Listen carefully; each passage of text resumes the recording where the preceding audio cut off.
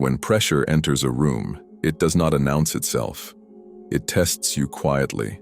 Most people fail before the difficulty even begins because their mind starts moving, arguing, defending, and predicting catastrophe. They feel pain, and they immediately seek an exit. They numb it. They run from it. They beg the universe to change the circumstances, but there is another way to exist within the storm. The ancient Japanese called this state fudoshin, an immovable mind, steady even when the world becomes violent. It is not about ignoring pain. It is about using pain as a mechanic uses a tool. This is a story about a man named Ren and how he learned that the very thing destroying him was the only material strong enough to build him. Introduction. To understand how to build strength from emotional ruin, we must look to the year 1645, a cave in Kyushu, Japan. Inside sits Miyamoto Musashi, the greatest swordsman who ever lived. He is dying. He is alone. He has survived 60 duels to the death, wars, famine, and the loss of everyone he ever loved. In his final hours, he does not write a will asking for pity. He writes the Dokodo, the way of walking alone, 21 principles of iron discipline. He wrote them not for a peaceful life, but for a mind that could not be shaken by the horrors of his era. Fast forward to the present day. Ren sat in a room that felt too small for his grief. He had lost his position, his reputation, and a relationship he thought would last a lifetime. The pain was not physical, but it felt like a blade in the gut. He was doing what most of us do. He was arguing with reality. He was replaying the past, looking for the moment he could have changed. In a world that rewards reaction, the immovable mind becomes rare and therefore powerful. Ren did not need comforting words. He needed a strategy for his own soul. He needed the philosophy of the sword applied to the heart. Chapter 1. The Acceptance of Reality. The first lesson Ren had to learn came from Musashi's first precept. Accept everything just as it is. This sounds passive to the modern ear. We are taught to fight, to manifest, to force the world to bend. But Musashi understood something profound about suffering. Suffering is not caused by the event itself. It is caused by the gap between what is happening and what you wish was happening. Ren was spending his energy rejecting the present moment. He was screaming internally, "This shouldn't be happening to me." This refusal creates a friction that burns the mind out. It creates anxiety. It creates a victim. One afternoon, Ren stopped pacing. He realized that his resistance was not changing the outcome. It was only exhausting his resources. He looked at his situation with what the Zen masters call cold eyes. Not cruel eyes, but objective ones. He stripped the narrative away. He was not a failure. He was simply a man starting over. He was not abandoned. He was simply alone. By accepting the terrain, he could finally begin to navigate it. Musashi did not complain about the mud on the battlefield or the sun in his eyes. He accepted them as environmental factors to be used. Ren realized that as long as he wished for the past to return, he was powerless. The moment he accepted the wreckage around him, he became the architect of what came next. This is not suppression. This is sovereignty.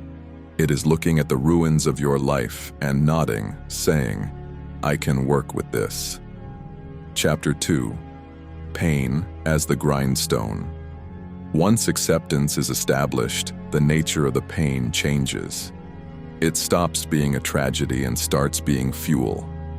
In the days that followed, Ren felt the familiar ache of loneliness and regret.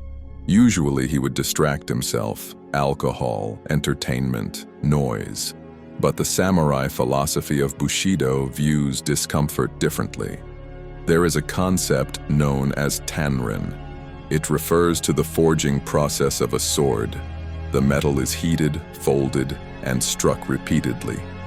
It is the trauma of the hammer that purifies the steel, removing impurities and aligning the carbon. Without the heat and the strike, the metal remains brittle iron. Ren began to view his emotional pain as the heat. Instead of running from the feeling, he sat in it. When the wave of anxiety hit, he did not reach for his phone. He sat still. He watched the sensation. He realized that the pain was energy. It was raw, undirected power. He began to channel that energy into precise action. If he felt angry, he trained his body until the anger turned into exhaustion. If he felt sorrow, he read until the sorrow turned into understanding. He stopped asking, "Why does this hurt?" and started asking, "What is this pain refining in me?" Musashi wrote, "Do not let yourself be guided by the feeling of lust or love." He meant that emotions are poor masters. They are volatile weather. But if you stand as the mountain, the weather merely washes you clean. Ren found that by leaning into the difficulty, by doing the hard things while he was hurting, the pain lost its ability to control him. He was turning his suffering into precision. He was using the very thing that tried to kill him to sharpen his edge. Chapter 3. The Death of the Ego. A week later, Ren hit a wall. The initial motivation of fighting back had faded, and the deep, hollow ache returned. He felt small. He felt humiliated by his failure. Then he found a line from the Hagakure, the Book of the Samurai. The way of the samurai is found in death. This is often misunderstood as a suicidal wish. It is not. It is a psychological tool. The death spoken of is the death of the ego, the death of the little self that craves constant validation, comfort, and status. Ren realized that the part of him that was hurting was his vanity. He was in pain because his image of himself had been shattered. He thought he was a successful man, a loved man, a secure man. That image was dead. The samurai practiced memento mori, meditating on their inevitable death to liberate themselves from the fear of small losses.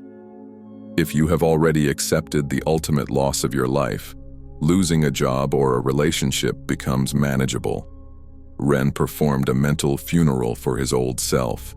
He let go of the need to be seen as successful. He let go of the need to be right. Beneath all of it, he found a single impulse: to exist, to breathe, to take the next step. This is the state of mushotoku, action without the desire for profit.